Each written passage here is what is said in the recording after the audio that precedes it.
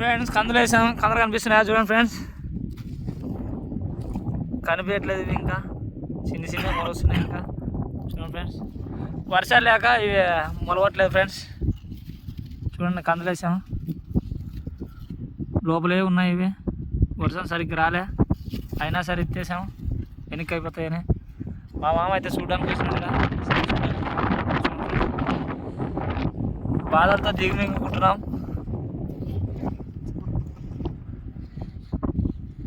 కందులు వేసాం ఫ్రెండ్స్, ఒకటి మొలిసింది, ఒకటి మొలవట్లేదు. ఇక్కడ ఒకటి పుట్టింటే ఇంత గ్యాప్లో చూడండి ఫ్రెండ్స్, ఇక్కడ ఒకటి మొలిసింది.